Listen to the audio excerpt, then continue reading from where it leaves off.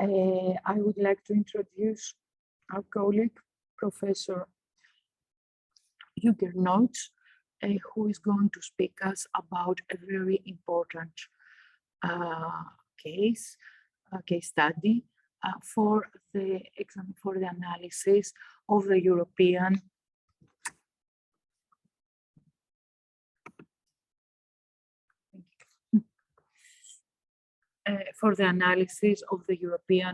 interwar.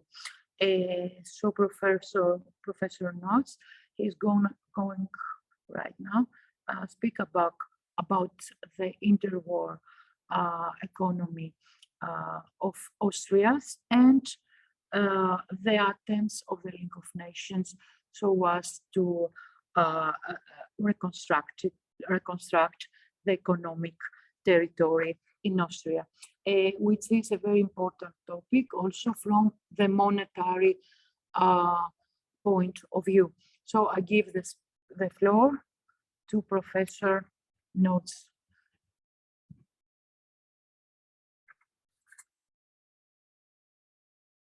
And I would like to thank him also for his participation, even digitally. Unfortunately, it was impossible to come in Greece, and I regret that he's not here with us, but I am very happy that he's gonna give his presentation by digital tool. Thank you very much.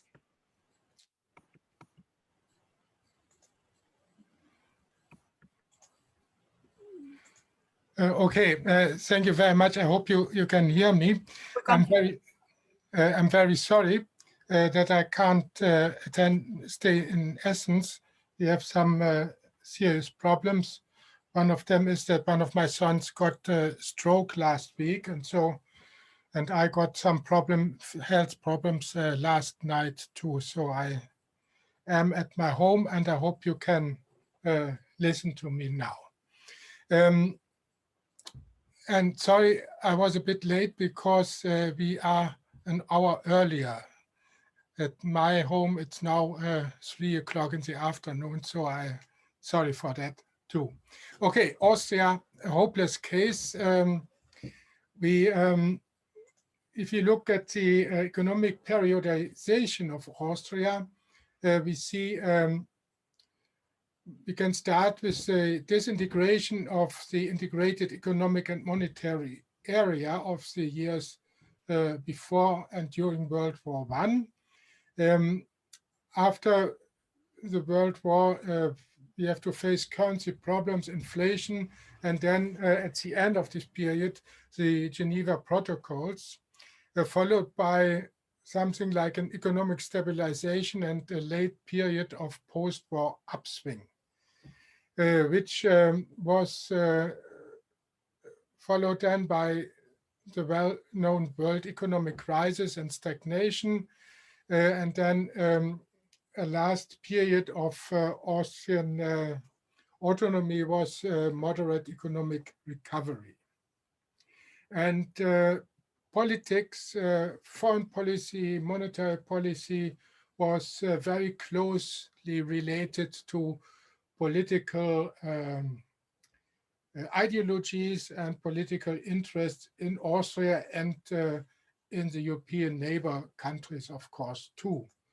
The Vice Chancellor and later the Austrian envoy in Berlin said, Staat der unmöglichen Begrenztheit, to translate it, it's state of impossible limitation. That's an idea of the Austrian Republic, which was very well known and very well seen in broad public. The economic, social, political imbalances resulting from the collapse of the monarchy caused many to doubt Austria's viability.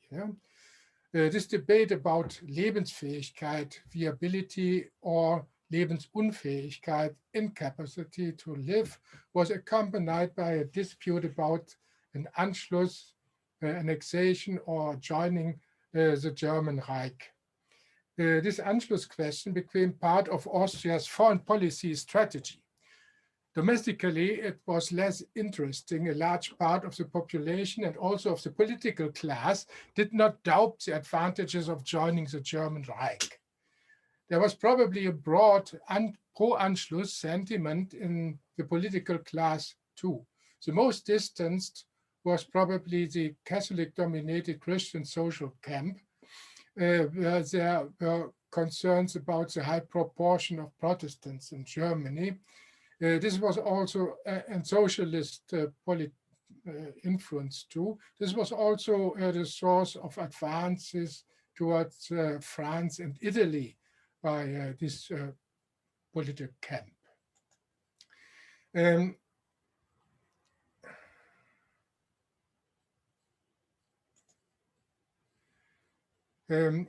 Among economists, there were skeptics about viability who saw annexation as a way out. The proposal of a Danube federation found little support in Austria, and I think around Austria too. The most prominent representative is Gustav Stolper. He belonged to the group that viewed viability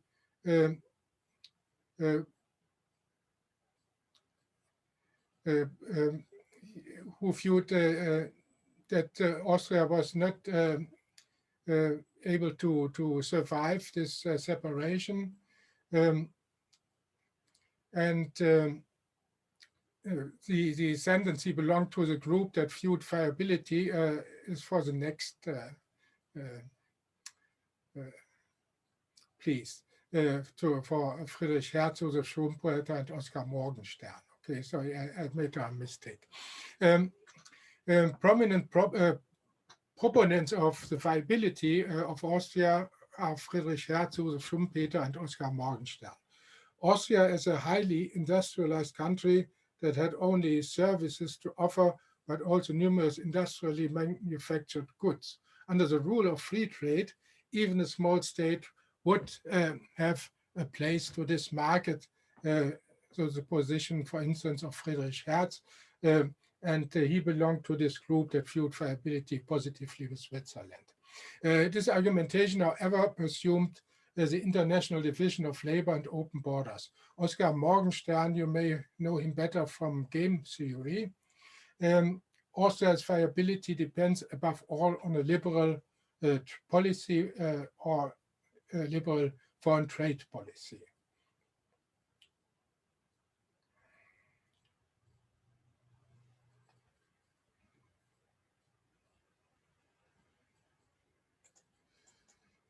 During the first period, Austria experienced, you know it very well, hyperinflation in 1922 with an inflation rate of over 2,500%. This can be characterized by violent depreciation, insecurity, and fears about the future. The tenor in the press and the public opinion doubts about the government's ability to make the country viable. Jürgen, excuse me to interrupt you. We cannot see your PowerPoint. You can. Sorry. I had also myself. I started again. If you please, so. You are back? Yeah, right. Okay, great. What couldn't you see?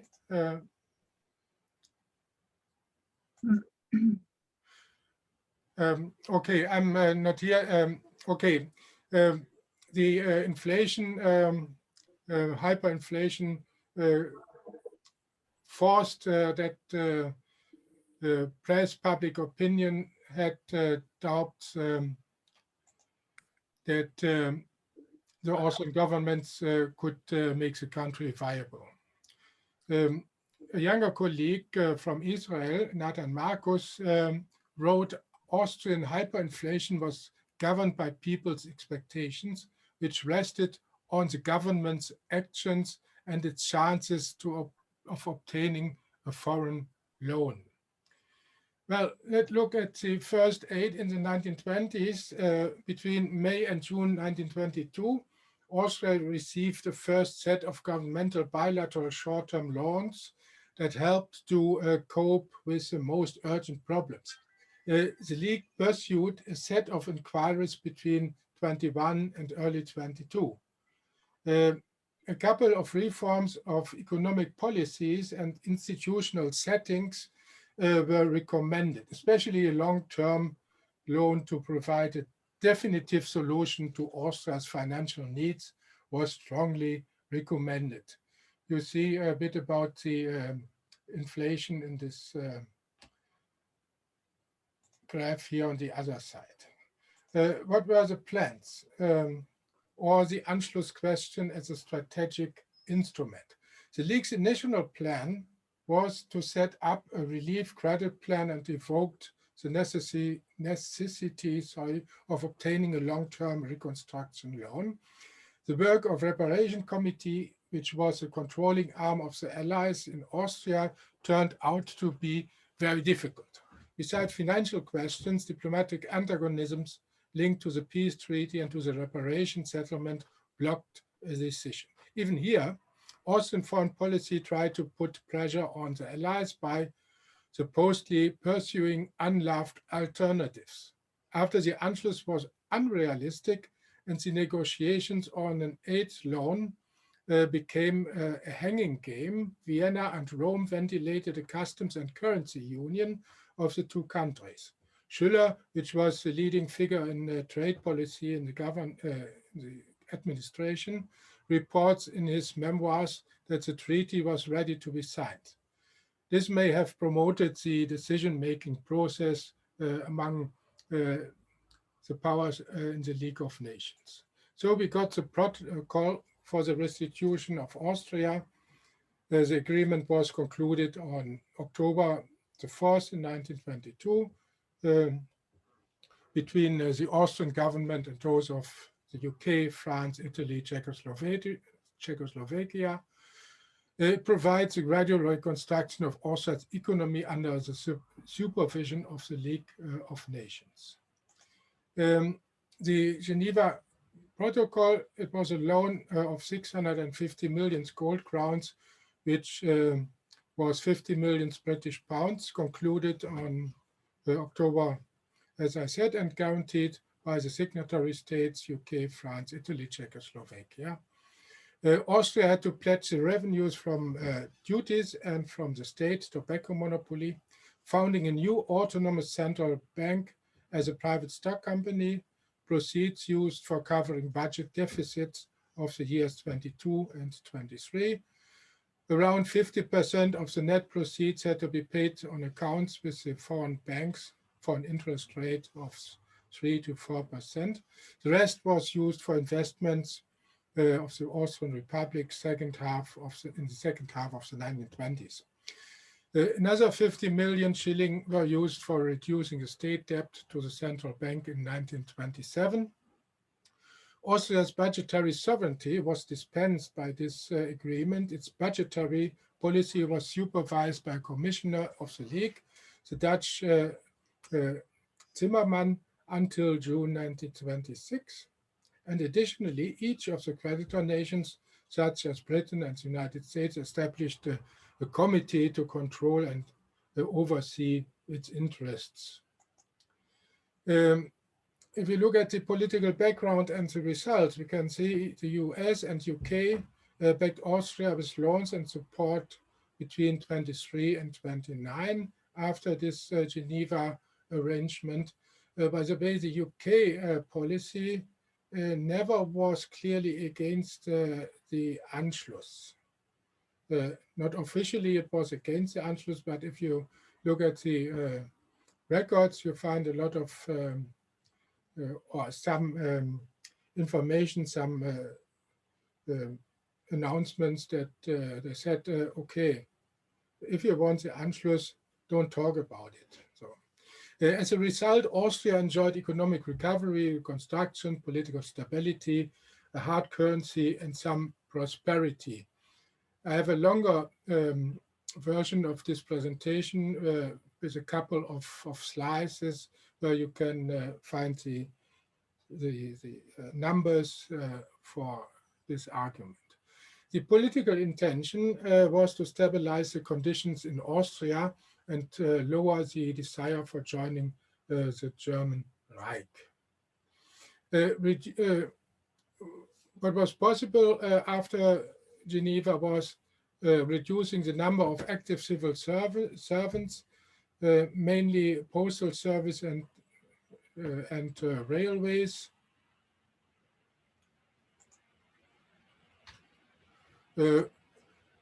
Within a month, they could be stabilized, inflation could be stopped. A year later, we had the new state-independent national bank. The year 1925 started with the introduction of the new currency, the Austrian shilling. It was necessary and was handled a reducing of social spending, lowering of pension levels at etc. You know it from the last years. The state budget remained nevertheless a problem. If you look at this, you see that budget deficit and surplus is in 2 or 3 years, but mostly the Austrian budget has a deficit. On the left side, you see the old currency, the Austrian crown, and the red line is the new currency, the Austrian shilling.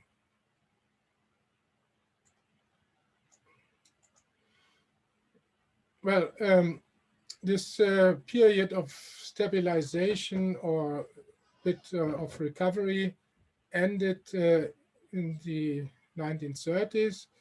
1929, the effects of the Great Depression were still limited in Austria. Austrian economy still grew by about 1.4%, but simultaneously we have an increase of plus 4.8% in unemployment. The next year, 1930, we have the GDP was reduced about 2.8% in real terms, and we have a significant increase of unemployment. The unemployment rate was 15.4%, which was a plus of 26.45%. The year later, in May, the real catastrophe in Austria started with the collapse of the Kreditanstalt. About this, there's a lot to be, what can be said about this, and there are many studies about it, but I can't deepen this in this 15 or 20 minutes. This the serious problems in economy and in public finances rose again the question German-Austrian Customs Union or League of Nations. The federal government was, and that was in fact, unable to stabilize the Kreditanstalt with its own funds and sought an international loan. The problem was that Austria had signed a customs union treaty with Germany short before mid-March 1931. This provoked action of several European states, especially France. The agreement was seen as a first step for the Anschluss, and especially France and Czechoslovakia didn't want that Austria joined the German Reich.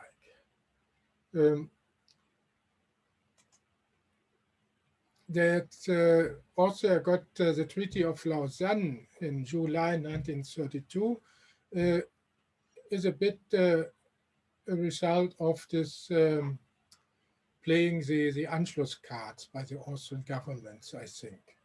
This League of Nations bond had an amount of 300 million shillings. The term of the bond was 20 years and was guaranteed by UK, France, Italy, and Belgium. Austria had to abandon the plan of a customs union with Germany and the Anschluss, of course. The controller of the League of Nations, Meinoud Rost van Tonningen, officiated until August 1936. The job description working towards balancing the federal budget and the balance of payments. Position was without the far-reaching powers of his predecessor Zimmermann. He had no power of disposal or decision. And by the way, he became a National Socialist and went back to the Netherlands then. The bond was approved by the National Council, the Austrian, by only one vote majority. In the mid-1933, the bond proceeds of 306 million shillings. The use, repayment of pending foreign debts and of debts of the Federation and the Austrian Federal Railways to the National Bank, the Austrian National Bank. It was followed by the so-called Trefferanleihe, which was a commitment of the Lausanne Protocol. The Austrian federal government offered this lottery bond for subscription with conditions: interest rate 4%, the chance of a lottery prize. It should be used to and a cover against loss in value. The bond yield was over 265 million Austrian shillings, 70 millions used for national budget, mainly for not very effective job creation measures. The outcomes of this activities, the labor market initiatives and other initiatives brought only moderate success. The number of unemployed jumped from 190,000 in 1921 to 560,000 in 1933, which was an unemployment rate of 26%. In the same period, the government debt initially rose by 20% until 1932, but subsequently by a total of 70% until 1934, which was an increase from 17 to 40% of the GDP. Active economic policy on a larger scale was pursued only selectively. The focus was still strongly oriented on budget discipline. Thus, the Ständestaat, the Austrian dictatorship, did not succeed in taking the wind out of the sails of the National Socialist work and bread campaign. Austria's foreign policy initiatives to revive European trade relations while excluding Nazi Germany, as an example, the Bank for International Settlements and some other plans failed due to France's financial problems and Great Britain's lack of interest, see the Munich Agreement. With the Anschluss, the German government was able to dispose of the fruits of Austria's monetary policy. They could profit from the so-called Alpendollar and a huge sum of gold metals and so on. Okay, how handling the debt? Until 1938, both the Geneva and Lausanne bonds were duly serviced. October 1938, after the Anschluss, Germany stopped servicing Austria's capital and interest payments following an offer by compensation by the German Reich. After World War II, the foreign debts of the interwar period continued not to be serviced by Austria due to a certain lack of clarity I will not explain here. In November, December 1952, we have the Rome Foreign Debt Conference, which led to a settlement of Austria's pre-Anschluss debts.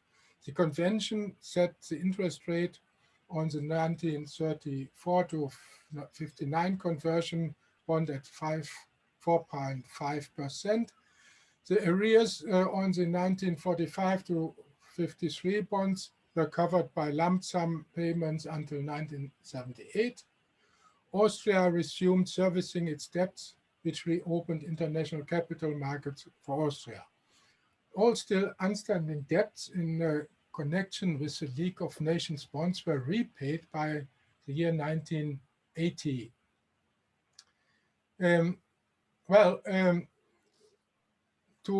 To open a discussion, let me cite scientist of the Austrian Institute for Economic Research and professor for economics at the Vienna University of Economics and Business. League of Nations bonds can be seen as a rescue package for financial and budgetary situation of the Republic, but not for the economy as a whole.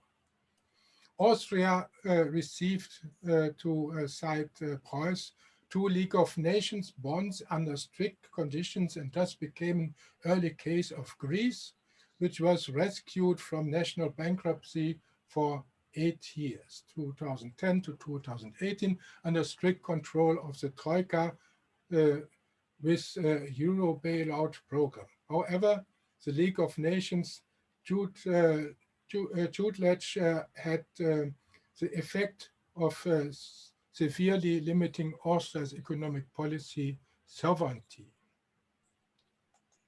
Maybe some other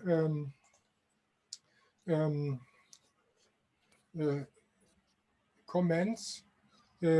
Contemporary comments, Christian Social Party and Greater German People's Party argued for the Socialist Party against the protocol, but supported the reconstruction plan later of the party. And it's interesting that the Socialist Party voted against the protocol because they, short time before, they published a recovery program, which was very close to the Geneva Protocol.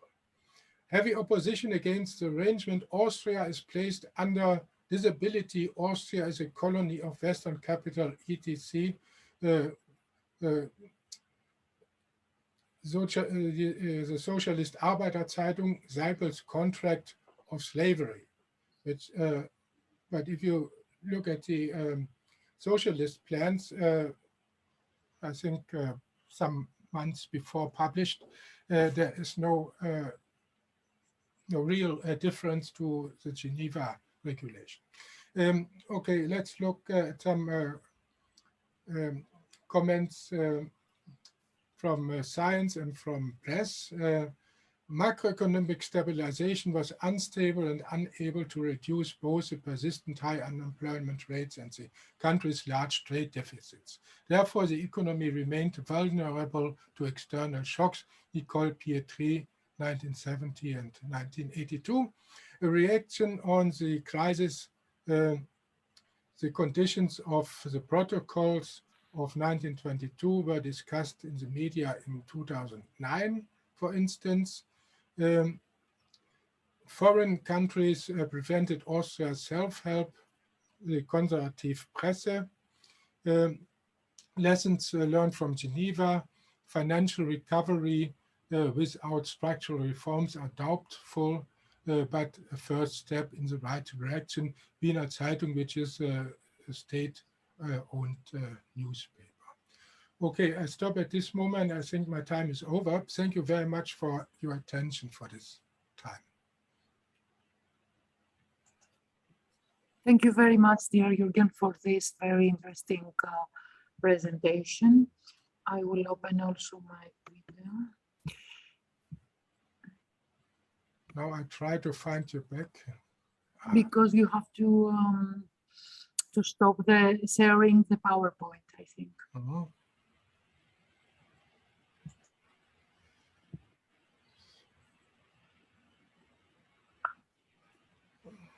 It is, I think, the yellow, but the yellow at the end of your screen. There is a thing saying share. You have to. Okay, great, thank you. So Dear Jürgen, thank you very much for this interesting, very interesting presentation about the Austria case, which is actually for the Greeks very, very interesting. I think it is a parallel case with Greece. In my opinion, not in 2009 or 2010, but with Greece 1923, 1924, and 1928. I think we can compare these cases. I wanted only to thank you again, because you made the reference about what the Austrian and German, if I understand well, press said about the Austrian Geneva Protocols during the financial crisis, because there is also in Greece, there is some arguments about the representation of the Greek bankruptcies in the press. So it is helpful for us to know that this discussion was also open in Western European countries and not only in the Balkans. So I must, I must not, but I will do that. I would like only to underline the fact these parallel cases, Greece and Austria, as with the Geneva, Greece with the Geneva Protocol, had also the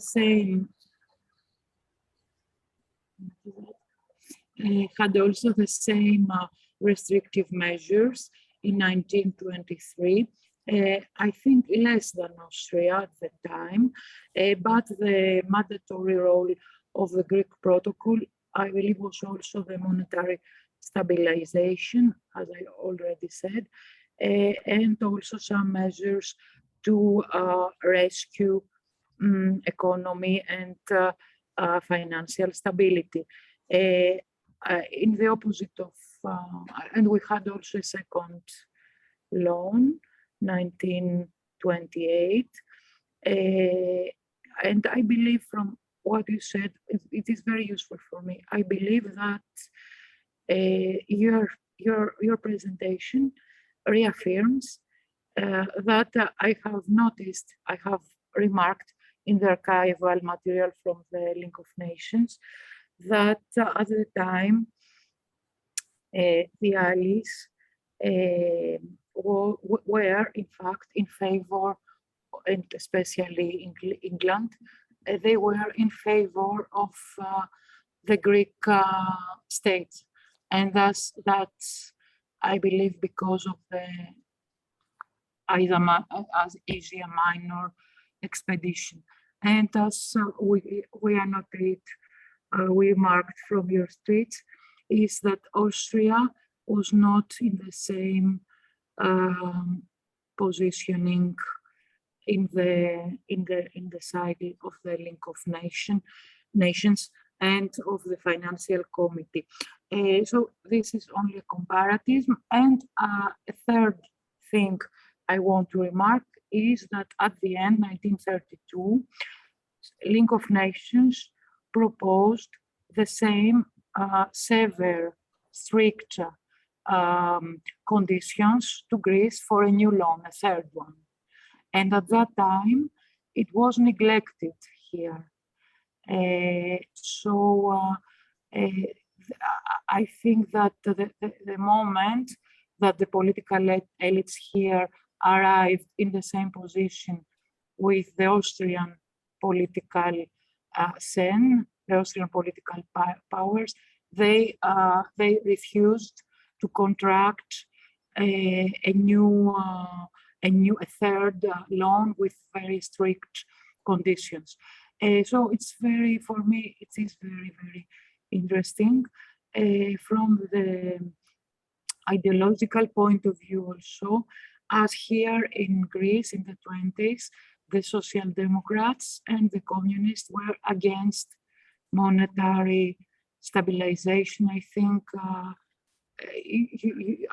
from what I understand from your presentation, same thing happened in Austria. And in Greece, the reason was because these politics appauvri, they made people poor. This politics of monetary stability, according to Papanastasiou, the socialist, a social democrat, and also, but also the communist, people, Greek people were suffered from the policy of monetary stability. So sorry, I took a lot of time, but those are very, very interesting topics for me. So I wanted to accentuate a little, to underline, let's say, these points. And of course, the comparative perspective is something very stimulating in scientific terms. But I would like to invite the participants here and the participants by the net to address questions or comments to your presentation. So But let me make 2 points. Okay, Geneva Protocols was one of a series of rescue of credits given by the or organized by the League of Nations, but only, as you said, Greek. And so it would be, maybe it would be of interesting to make a comparative paper on all this. To see what is what you said is the ideology, what is the economic policy behind the relief credits of the League of Nations. The second, to the Socialist Party, what I found interesting is that they presented a paper not far before the Geneva Protocols, which was not that far different from the regulations of the Geneva Protocol. But of course, financial stabilization was a danger for all the social political regulations which were introduced under the auspices of inflation, because they didn't cost much under inflation. 8 hours working day and so on and so on and so on. And maybe I must check it, but maybe it was the fear that they couldn't hold these social political regulations from the post-war period under stable money. So, but we must discuss this. We must discuss it, right? But it's very, very interesting. I must check that, but I don't know the files of the socialist party leader, so I must see. I only know this paper. So. Yeah, me neither, because I think there are not a lot of things said here in Greece neither. For the I know only 1 or 2 articles by the socialists, but I know we know in the project, in fact, because it's Manolis that did this research under my direction. Otto Bauer, which was a socialist foreign minister in the first years, was very pro-Anschluss. He wanted to join the German Reich because they thought, okay, the German Reichsbank and the German state can finance the Austrian debt. And so the German Reichsbank in Berlin had not a great interest to pay for the Austrian credits and for the Austrian deficits. And so it was more a socialist, Austrian socialist initiative in the first years of the Republic to join the German Reich, because they saw they can finance us. And of course, there were a stronger socialist movement in Germany. So. Of course. So there is a strong political aspect in the gestioning, let's say, of the And of course, a monetary, because they wanted to be paid by Berlin. They wanted to be paid by? Paid by Berlin. Ah, okay, of course. Of course. So this is also an... And the second initiative was this, short before the Geneva Protocol from the Christian socialist side, that Mussolini should pay for the Austrian debts. Yes. This is a plan of Austrian-Italian customs and monetary union. So. Okay, great. Those are very interesting aspects. And from this perspective, okay, if I may, I would only present briefly the parliamentary debates taking place in the Greek parliament about precisely the question, the monetary question, in 1932, when Greece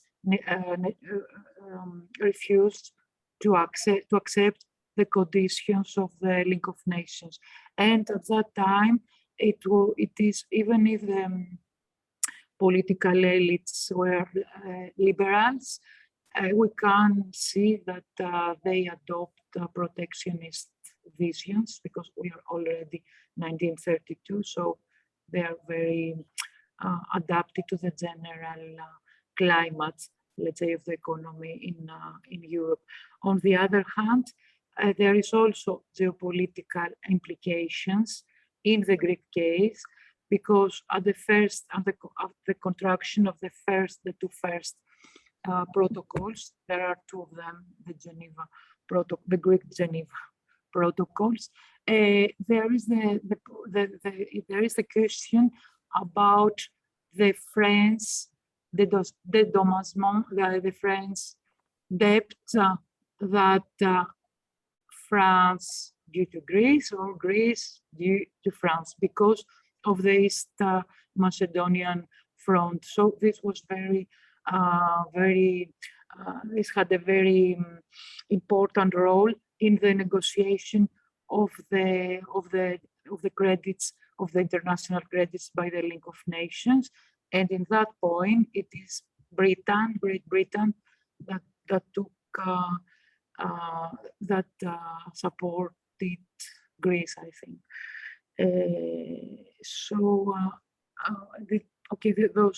Those are some examples how economic conjuncture can be influenced by geopolitical arrangements.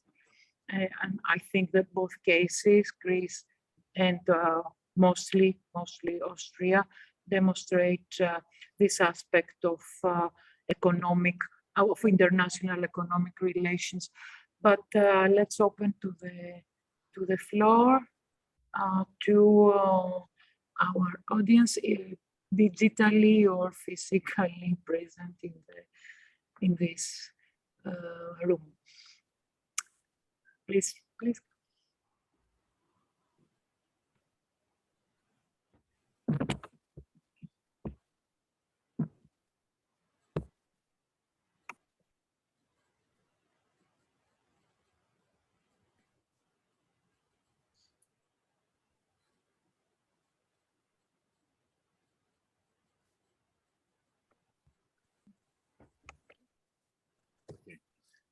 Hello. Very interesting presentation. What I observed was a very interesting parallel of hyperinflation that you showed in Austria, and something quite similar we had in Greece. If I may recall, the figure in Greece was 8 raised in the 23rd power or something like that. But this is the price index.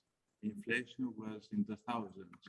In your case, was the price index or inflation that you showed before? And what do you think are the reasons behind these increasing prices? In the case of Greece, we could say that the government was purchasing things from the public, and when it was to pay and the prices were rising, and when the government was to buy things, again was printing money and buying again.